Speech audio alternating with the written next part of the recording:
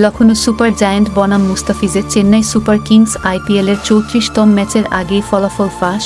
কে জিতবে, মুস্তাফিজের Chennai super Kings নাকি লখনৌ সুপার জায়ান্ট? এই দুই দলের মধ্যে জিতবে কোনো দল তা নিশ্চয়ই আগে বলা সম্ভব নয়, কিন্তু এই কঠিন কাজটি করে দেখালো জ্যোতিষী টিয়া। দর্শক, বিস্তারিত জানতে সম্পূর্ণ ভিডিওটি দেখুন। চেন্নাই সুপার কিংস বনাম লখনৌ সুপার জায়ান্ট এর ম্যাচটি 19 এপ্রিল রাত 8টায় অনুষ্ঠিত হবে। লখনৌ সুপার জায়ান্টস বর্তমানে 3টি জয় নিয়ে পয়েন্ট টেবিলের 5মে স্থানে রয়েছে।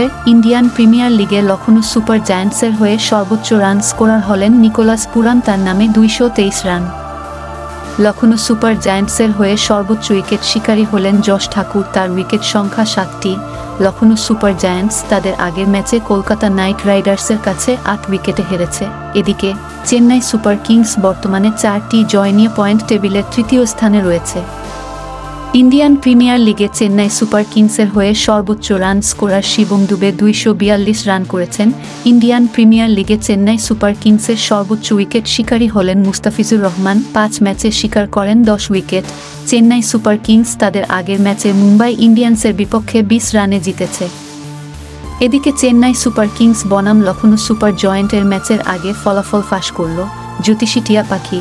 জ্যোতিষী টিয়া পাখির সামনে দুই দলের দুটি পতাকা রাখা হয় এবং পাখিটি চেন্নাই সুপার কিংসের পতাকাটি পছন্দ করে।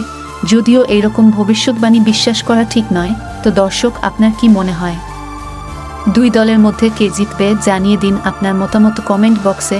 দুই দলের বর্তমান ফর্ম অনুযায়ী লখনৌ সুপার জায়ান্টস এর ম্যাচ জিতার সম্ভাবনা 48 এবং চেন্নাই সুপার কিংসের ম্যাচ জিতার সম্ভাবনা 50।